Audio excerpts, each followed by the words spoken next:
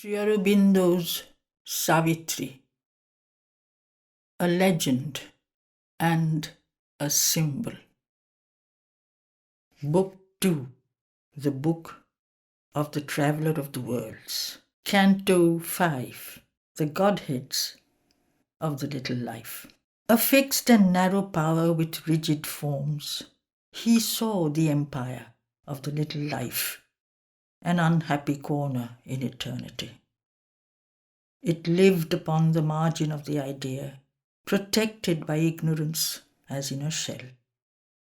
Then, hoping to learn the secret of this world, he peered across its scanty fringe of sight, to disengage from its surface clear obscurity the force that moved it, and the idea that made, imposing smallness on the infinite, the ruling spirit of its littleness, the divine law that gave it right to be, its claim on nature, and its need in time.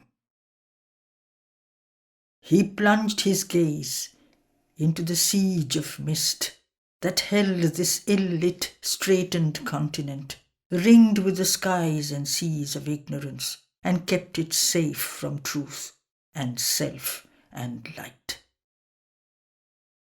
As when a searchlight stabs the night's blind breast, and dwellings and trees and figures of men appear, as if revealed to an eye in nothingness, all lurking things were torn out of their veils and held up in his vision's sun-white blaze.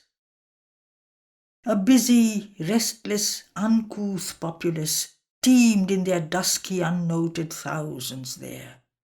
In a mist of secrecy, wrapping the world scene, the little deities of time's nether-act, who work remote from heaven's controlling eye, plotted, unknown to the creatures whom they move, the small conspiracies of this petty reign, amused with the small contrivings, the brief hopes, and little eager steps, and little ways, and reptile wallowings in the dark and dust, and the crouch and ignominy of creeping life.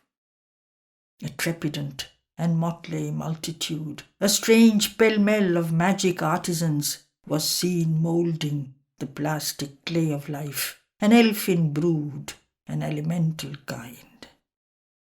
Astonished by the unaccustomed glow, as if immanent in the shadows, started up imps with wry limbs and carved beast visages, sprite prompters, goblin wizened or fairy small, and genii fairer but unsouled and poor, and fallen beings, their heavenly portion lost, and errant divinities trapped in time's dust.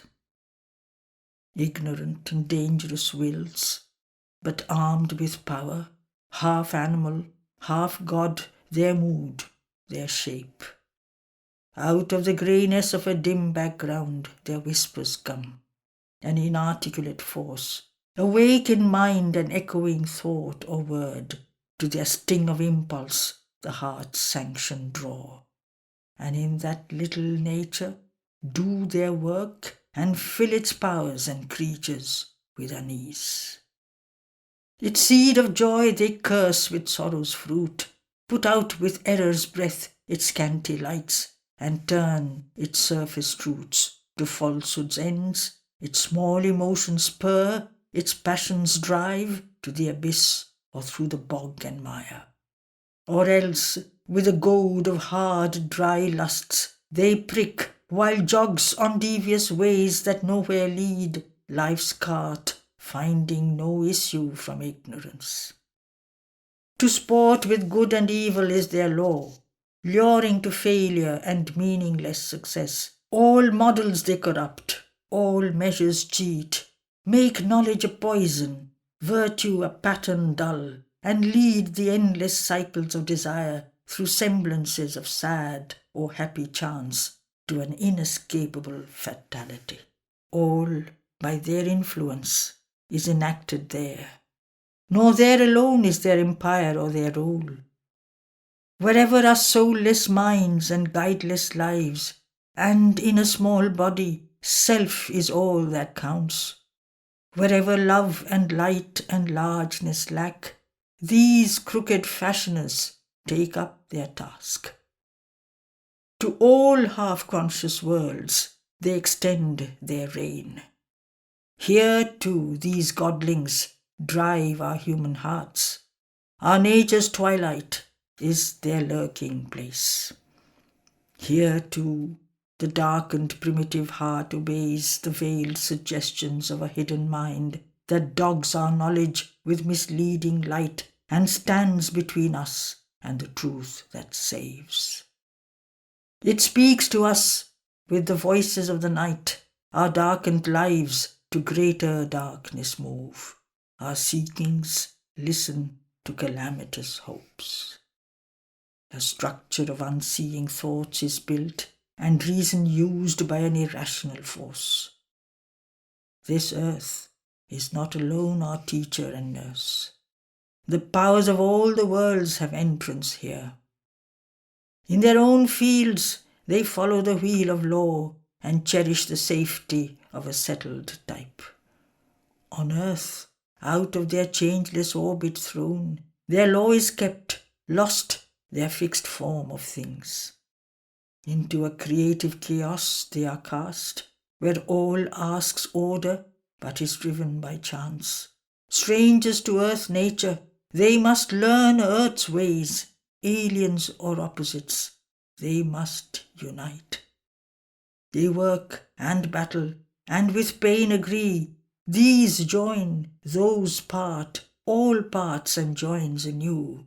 But never can we know and truly live till all have found their divine harmony. Our life's uncertain way winds circling on.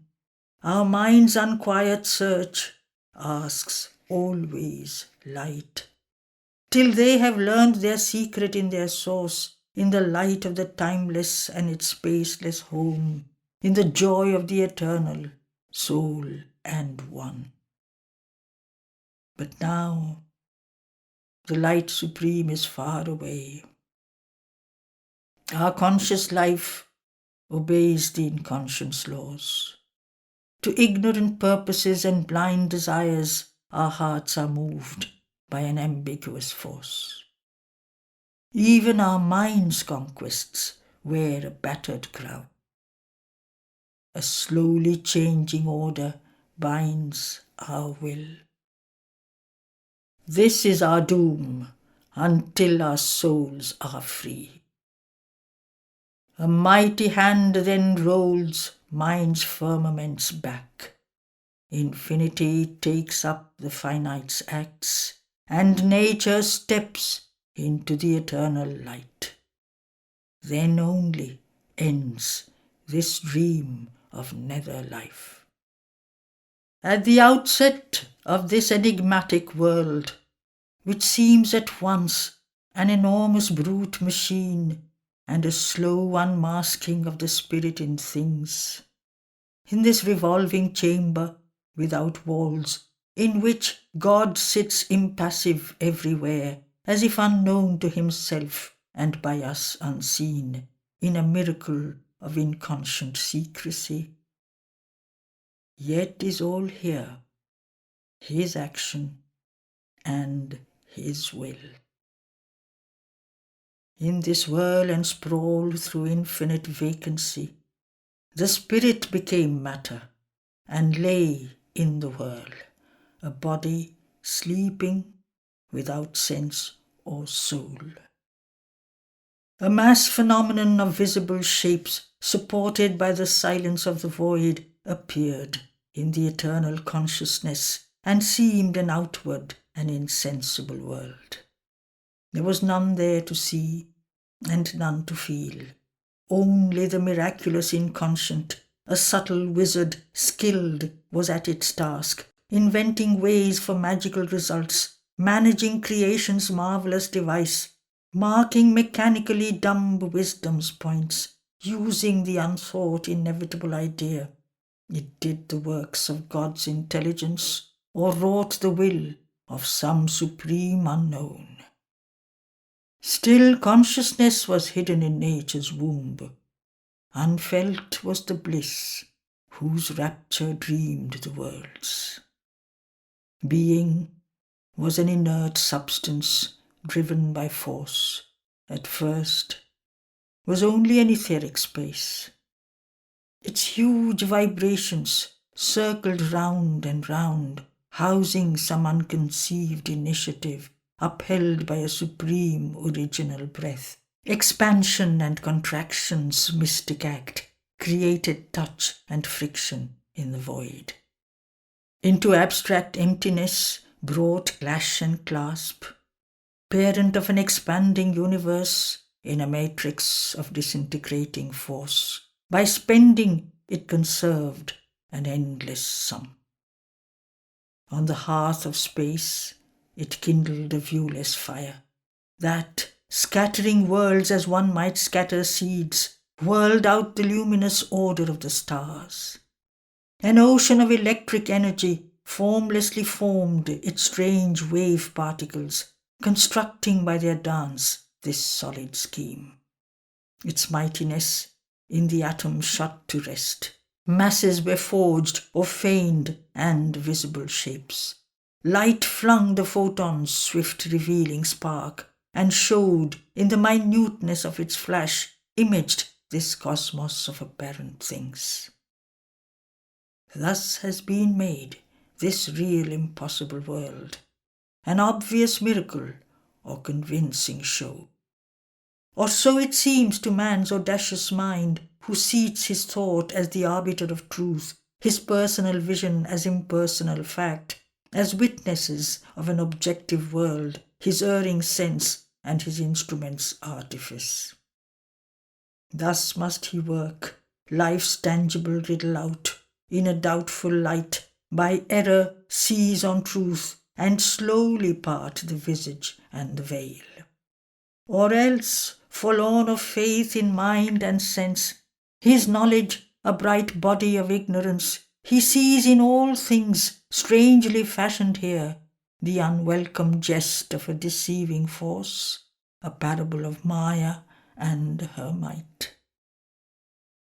This vast perpetual motion caught and held in the mysterious and unchanging change of the persistent movement we call time, and ever renewing its recurrent beat, these mobile rounds that stereotype a flux, these static objects in the cosmic dance that are but energy's self-repeating whorls, prolonged by the spirit of the brooding void, awaited life and sense and waking mind. A little the dreamer changed his pose of stone. But when the inconscient scrupulous work was done, and chance coerced by fixed immutable laws, a scene was set for nature's conscious play. Then stirred the spirit's mute, immobile sleep. The force concealed broke dumbly slowly out. A dream of living woke in matter's heart. A will to live moved the inconscious dust. A freak of living startled vacant time, ephemeral in a blank eternity, infinitesimal in a dead infinite. A subtler breath quickened dead matter's forms. The world's set rhythm changed to a conscious cry. A serpent power twinned the insensible force. Islands of living dotted lifeless space, and germs of living formed in formless air. A life was born that followed matter's law, ignorant of the motives of its steps, ever inconstant, yet forever the same. It repeated the paradox that gave it birth. Its restless and unstable stabilities recurred incessantly in the flow of time, and purposeful movements in unthinking forms betrayed the heavings of an imprisoned will. Waking and sleep lay locked in mutual arms. Helpless and indistinct came pleasure and pain, trembling with the first faint thrills of a world soul. A strength of life that could not cry or move, yet broke into beauty, signing some deep delight. An inarticulate sensibility, throbs of the heart of an unknowing world, ran through its somnolent torpor, and there stirred a vague, uncertain thrill, a wandering beat, a dim unclosing, as of secret eyes. Infant self-feeling grew, and birth was born. A godhead woke, but lay with dreaming limbs. Her house refused to open its sealed doors. Insentient to our eyes that only see the form, the act, and not the imprisoned God, life hid in her pulse occult of growth and power, a consciousness with mute stifled beats of sense, a mind suppressed that knew not yet of thought, an inert spirit that could only be. At first she raised no voice, no motion dared, charged with world power, instinct with living force, only she clung with her roots to the safe earth. Thrilled dumbly to the shocks of ray and breeze, and put out tendril fingers of desire. The strength in her yearning for sun and light felt not the embrace that made her breathe and live. Absorbed, she dreamed content with beauty and hue. At last, the charmed immensity looked forth, astir, vibrant, hungering, she groped for mind. Then, slowly, sense quivered, and thought peered out. She forced the reluctant mould to grow aware. The magic was chiselled of a conscious form. Its tranced vibrations rhythmed a quick response, and luminous stirrings prompted brain and nerve, awoke in matter spirit's identity, and in a body lit the miracle of the heart's love and the soul's witness gaze.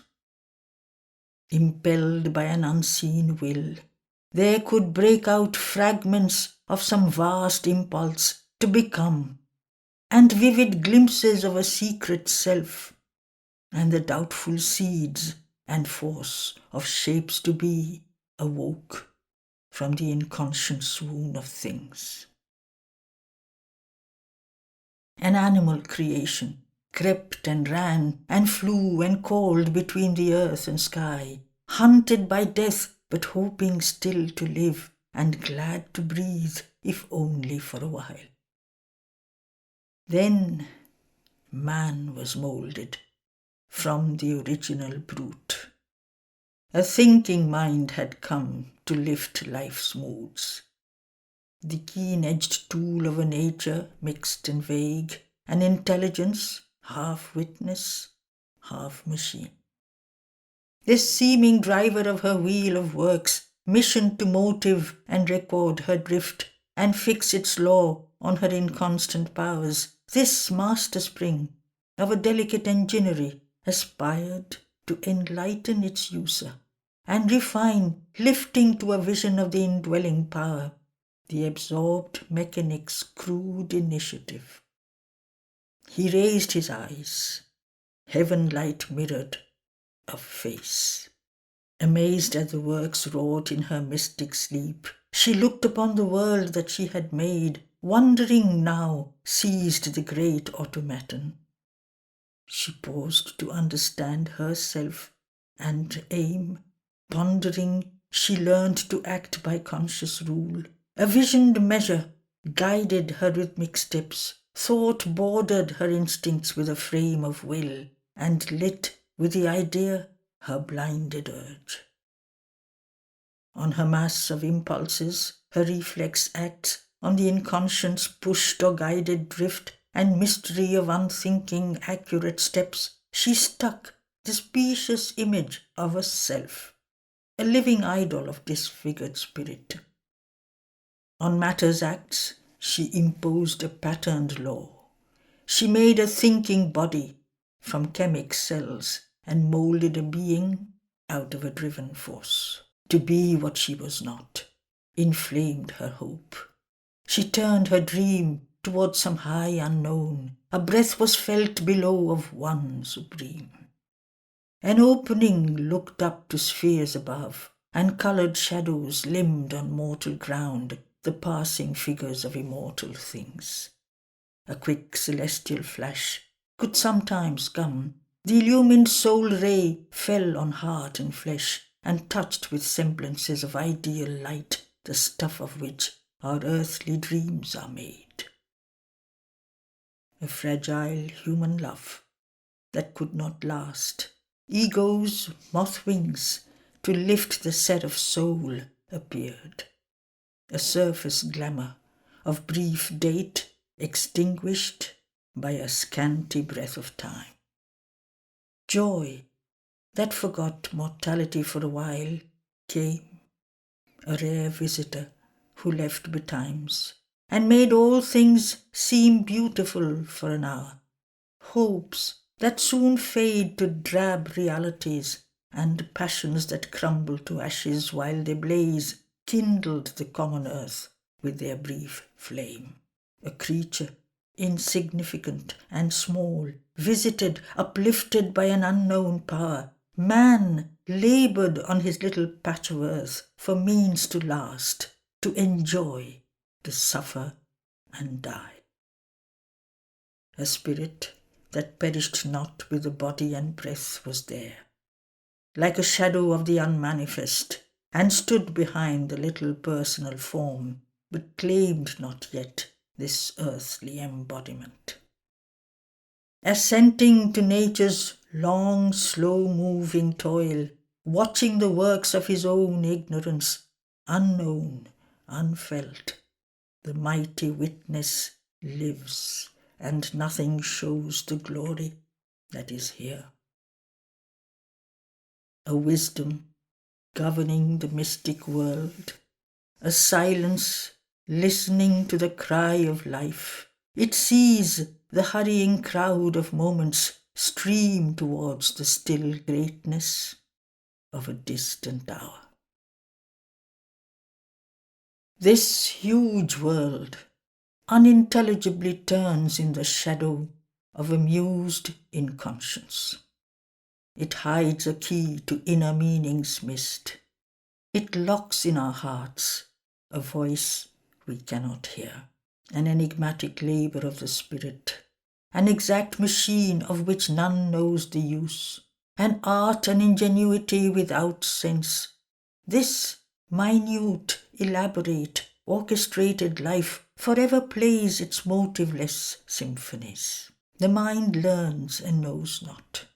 Turning its back to truth, it studies surface laws by surface thought. Life's steps surveys and nature's process sees, not seeing for what she acts or why we live. It marks her tireless care of just device, her patient intricacy of fine detail, the ingenious spirit's brave inventive plan in her great futile mass of endless works, adds purposeful figures to her purposeless sum. Its gabled story spires, its climbing roofs on the close-carved foundations she has laid, imagined citadels reared in mythic air, or mounts a stair of dream to a mystic moon. Transient creations point and hit the sky. A world conjecture's scheme is laboured out on the dim floor of mind's incertitude, or painfully built a fragmentary whole. Impenetrable, a mystery recondite, is the vast plan of which we are a part. Its harmonies are discords to our view, because we know not the great theme they serve. Inscrutable work the cosmic agencies. Only the fringe of a wide surge we see. Our instruments have not that greater light. Our will tunes not with the eternal will. Our heart's sight is too blind and passionate.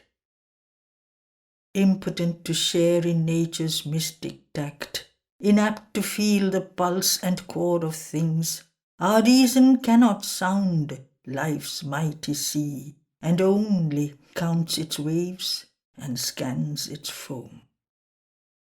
It knows not whence these motions touch and pass. It sees not whither sweeps the hurrying flood. Only it strives to canalize its powers and hopes to turn its course to human ends. But all its means come from the inconscient's store. Unseen, here act dim, huge world energies, and only trickles and currents are our share. Our mind lives far off from the authentic light, catching at little fragments of the truth in a small corner of infinity. Our lives are inlets of an ocean's force. Our conscious movements have sealed origins, but with those shadowy seats no converse hold. No understanding binds our comrade paths. Our acts emerge from a crypt our minds ignore. Our deepest depths are ignorant of themselves. Even our body is a mystery shop. As our earth's roots lurk screened below our earth, so lie unseen our roots of mind and life. Our springs are kept close hid beneath, within. Our souls are moved by powers behind the wall. In the subterranean reaches of the spirit, a puissance acts and recks not what it means, using unthinking monitors and scribes. 'Tis the cause of what we think and feel. The troglodytes of the subconscious mind, ill-trained, slow, stammering interpreters, only of their small tasks routine aware and busy with the record in our cells. Concealed in the subliminal secrecies mid an obscure occult machinery, capture the mystic Morse whose measured lilt transmits the messages of the cosmic force. A whisper falls into life's inner ear and echoes from the dun subconscious caves. Speech leaps, thought quivers, the heart vibrates, the will answers, and tissue and nerve obey the call. Our lives translate these subtle intimacies. All is the commerce of a secret power. A thinking puppet is the mind of life. Its choice is the work of elemental strengths that know not their own birth and end and cause, and glimpse not the immense intent they serve. In this nether life of man, drab-hued and dull, yet filled with poignant small ignoble things, the conscious doll is pushed 100 ways, and feels the push, but not the hands that drive.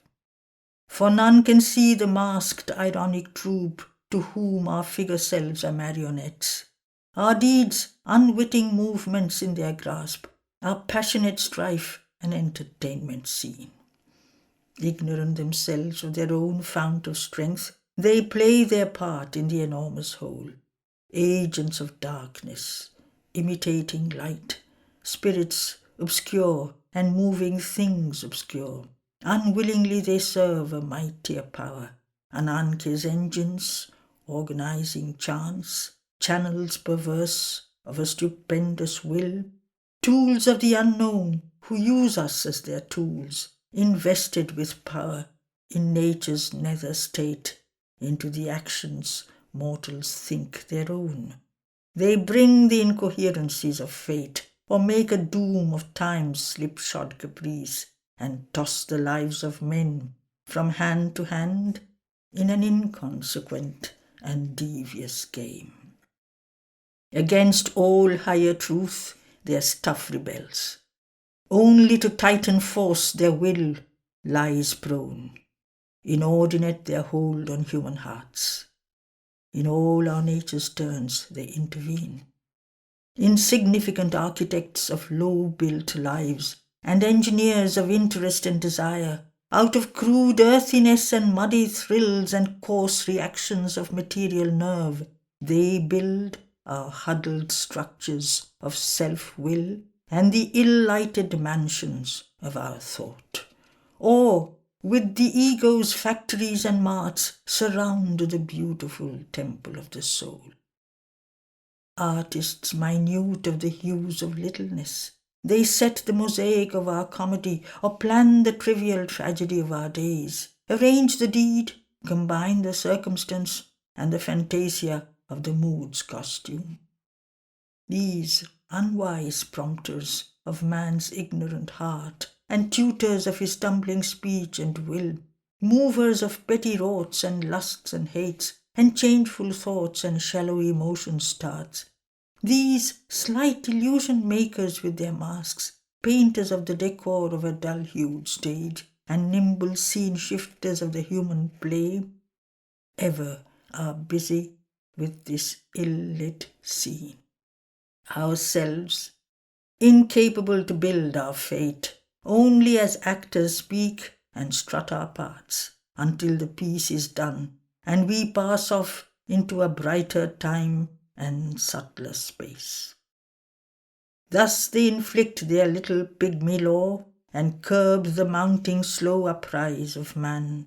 Then his too scanty walk with death they close. This is the ephemeral creature's daily life.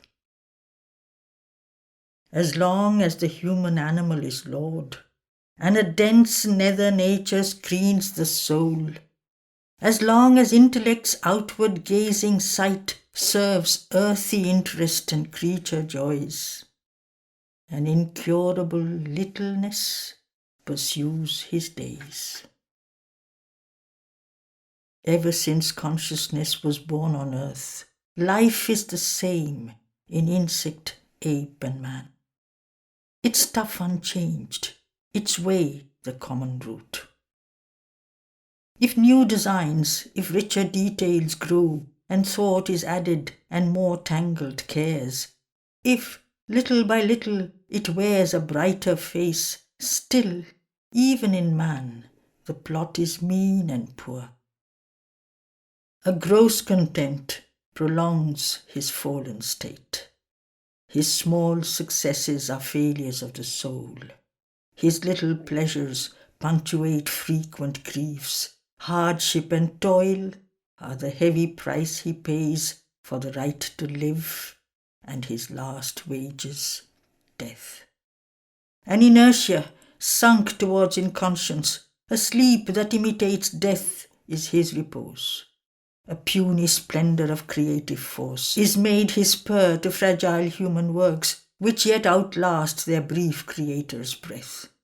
He dreams sometimes of the revels of the gods, and sees the Dionysian gesture pass, a leonine greatness that would tear his soul if through his failing limbs and fainting heart the sweet and joyful mighty madness swept. Trivial amusements stimulate and waste the energy given to him to grow and be. His little hour is spent in little things. A brief companionship with many jars, a little love and jealousy and hate, a touch of friendship mid indifferent crowds draw his heart plan on life's diminutive map. If something great awakes, too frail his pitch to reveal its zenith tension of delight, his thought to eternize its ephemeral soar, art's brilliant gleam is a pastime for his eyes. A thrill that smites the nerves is music's spell.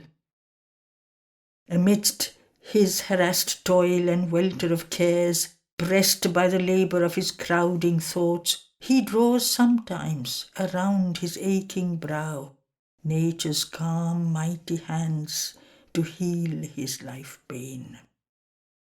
He is saved by her silence from his rack of self. In her tranquil beauty is his purest bliss. A new life dawns. He looks out from vistas wide. The Spirit's breath moves him, but soon retires. His strength was not made to hold that puissant guest. All dulls down to convention and routine, or a fierce excitement brings him vivid joys. His days are tinged with the red hue of strife, and lust's hot glare and passion's crimson stain. Battle and murder are his tribal game. Time has he none to turn his eyes within and look for his lost self and his dead soul. His motion on too short an axis wheels. He cannot soar, but creeps on his long road. Or, if, impatient of the trudge of time, he would make a splendid haste on fate's slow road, his heart that runs soon pants and tires and sinks. Or he walks ever on and finds no end. Hardly a few can climb to greater life. All tunes to a low scale and conscious pitch. His knowledge dwells in the house of ignorance. His force nears not even once the omnipotent. Rare are his visits of heavenly ecstasy. The bliss which sleeps in things and tries to wake breaks out in him in a small joy of life. This scanty grace is his persistent stay. It lightens the burden of his many ills and reconciles him to his little world. He is satisfied with his common average kind. Tomorrow's hopes and his old rounds of thought, his old familiar interests and desires, he has made into a thick and narrowing hedge, defending his small life from the invisible. His being's kinship to infinity he has shut away from him into inmost self, fenced off the greatnesses of hidden God. His being was formed to play a trivial part in a little drama on a petty stage. In a narrow plot he has pitched his tent of life, beneath the wide gaze of the starry vast. He is the crown of all that has been done. Thus is creation's labour justified. This is the world's result, nature's last poise. And if this were all and nothing more were meant, if what now seems were the whole of what must be, if this were not a stage through which we pass on our road from matter to eternal self, to the light that made the worlds, the cause of things, well might interpret our mind's limited view existence as an accident in time, illusion or phenomenon or freak, the paradox of a creative thought which moves between unreal opposites. Inanimate force struggling to feel and know, matter that chanced to read itself by mind. Inconscience monstrously engendering soul. At times all looks unreal and remote. We seem to live in a fiction of our thoughts, pieced from sensation's fanciful traveller's tale, or caught on the film of the recording brain, a figment or circumstance in cosmic sleep. A somnambulist walking under the moon, an image of ego treads through an ignorant dream, counting the moments of a spectral time. In a false perspective of effect and cause, trusting to a specious prospect of world space, it drifts incessantly from scene to scene, whither it knows not, to what fabulous verge. All here is dreamed or doubtfully exists, but who the dreamer is and whence he looks is still unknown, or only a shadowy guess. Oh, The world is real, but ourselves too small, insufficient for the mightiness of our stage. A thin life curve crosses the Titan whirl, or the orbit of a soulless universe, and in the belly of the sparse rolling mass, a mind looks out from a small casual globe and wonders what itself and all things are. And yet, to some interned subjective sight that strangely has formed in matter's sightless stuff, a pointillage minute of little self takes figure as world being's conscious base. Such is our scene in the half-light below. This is the sign of matter's infinite. This the weird purport of the picture shown to science the giantess, measurer of her field, as she paws on the record of her close survey and mathematizes her huge external world. To reason, bound within the circle of sense, or in thought's broad impalpable exchange, a speculator in tenuous vast ideas, abstractions in the void, her currency, we know not with what firm values for its base.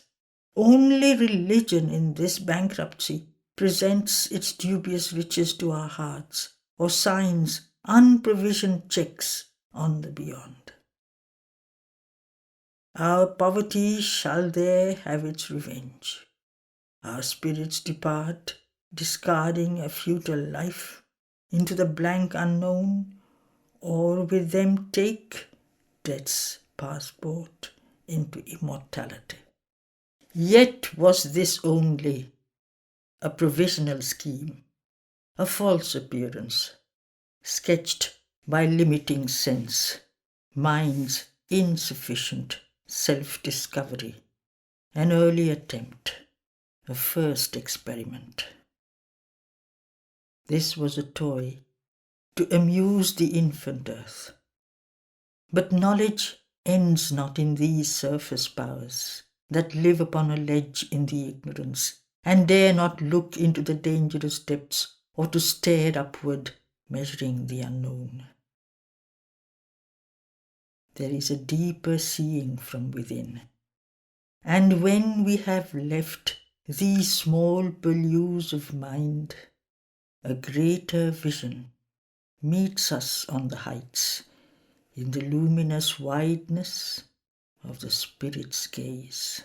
At last there wakes in us a witness soul that looks at truths unseen and scans the unknown. Then all assumes a new and marvelous face. The world quivers with a God-light at its core. In time's deep heart, high purposes move and live.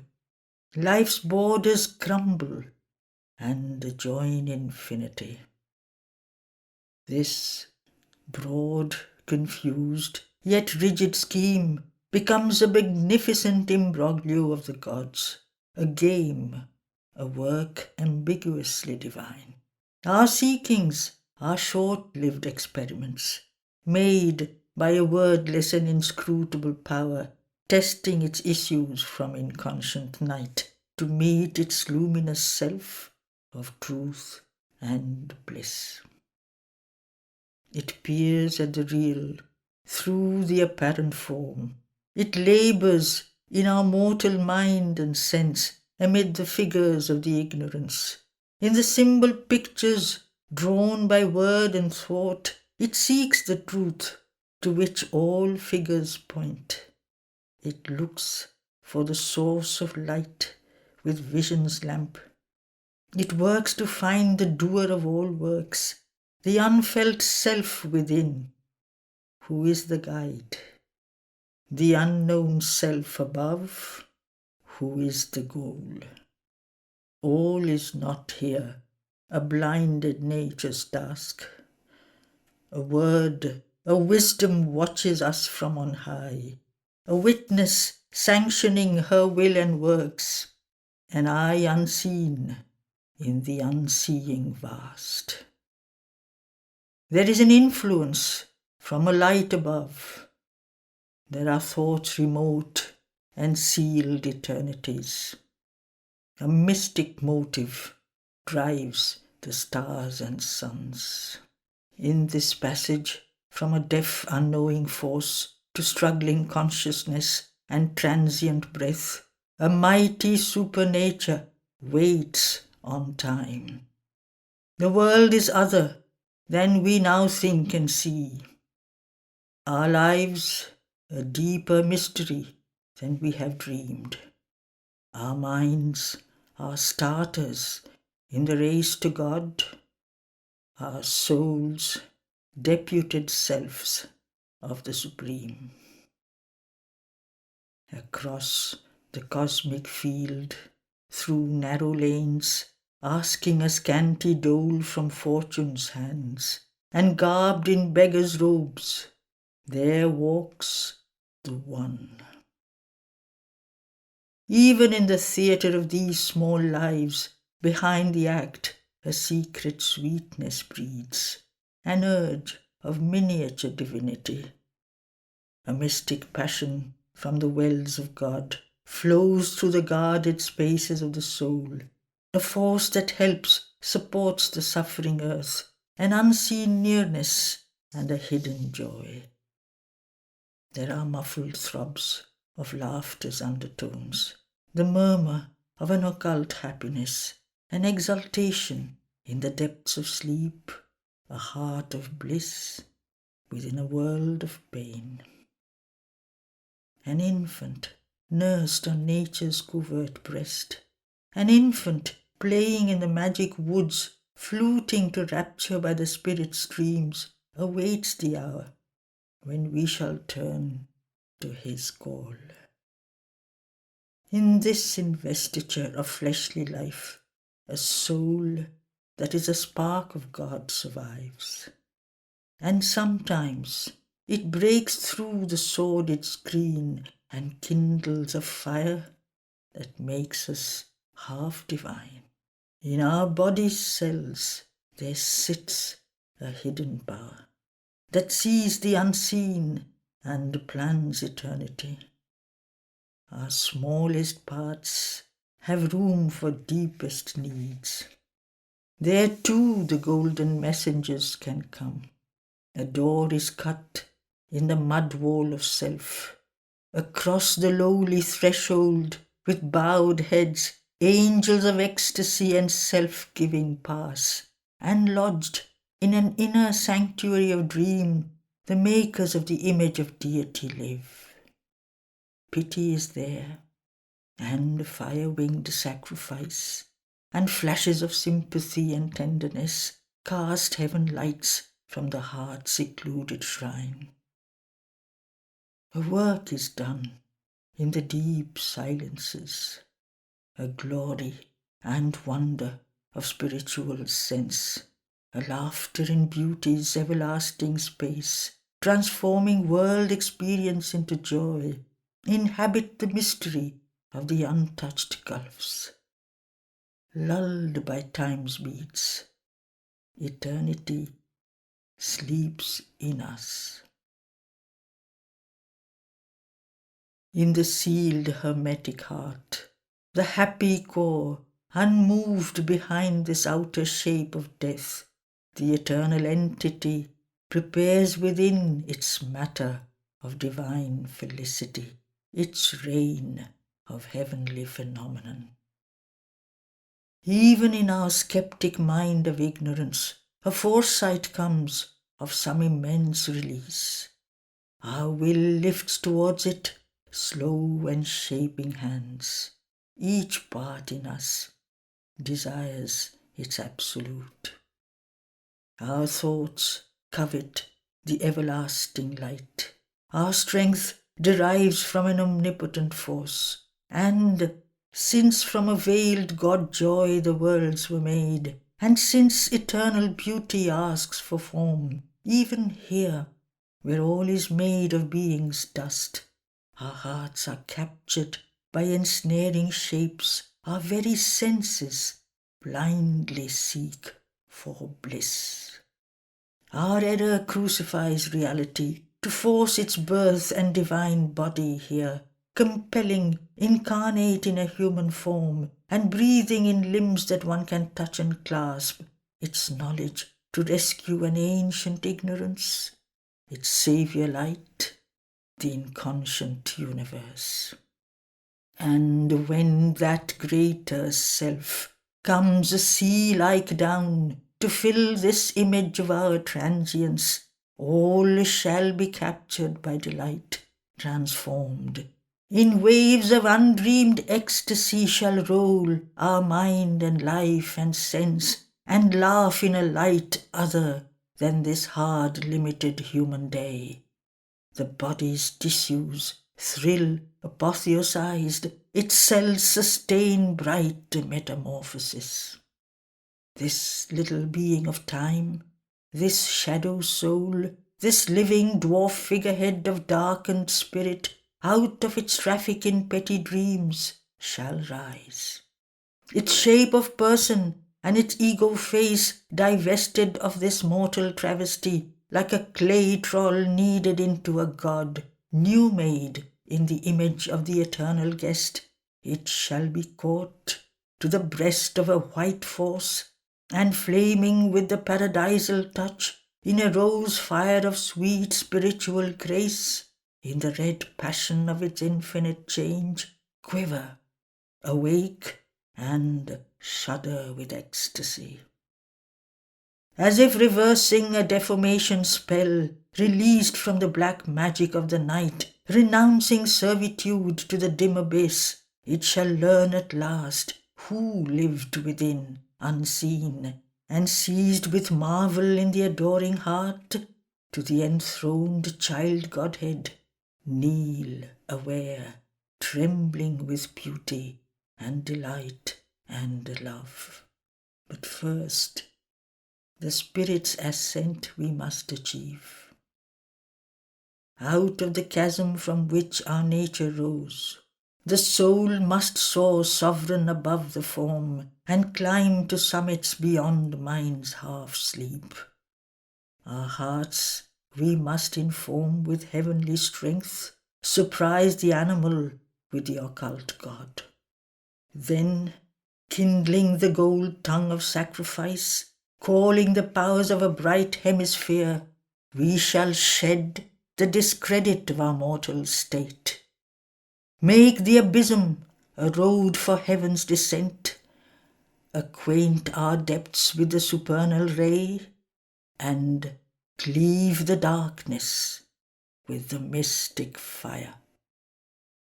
Adventuring once more in the natal mist, across the dangerous haze, the pregnant stir, he, through the astral chaos, shore away mid the grey faces of its demon gods, questioned by whispers of its flickering ghosts, besieged by sorceries of its fluent force. As one who walks unguided through strange fields, tending he knows not where, nor with what hope, he trod a soil that failed beneath his feet, and journeyed in stone strength to a fugitive end. His trail behind him was a vanishing line of glimmering points in a vague immensity. A bodiless murmur travelled at his side, in the wounded gloom complaining against light, a huge obstruction its immobile heart. The watching opacity multiplied as he moved, its hostile mass of dead and staring eyes. The darkness glimmered like a dying torch. Around him, an extinguished phantom glow, peopled with shadowy and misleading shapes, the vague inconscience, dark and measureless, gave. His only sunlight was his spirit's flame. End of Canto 5.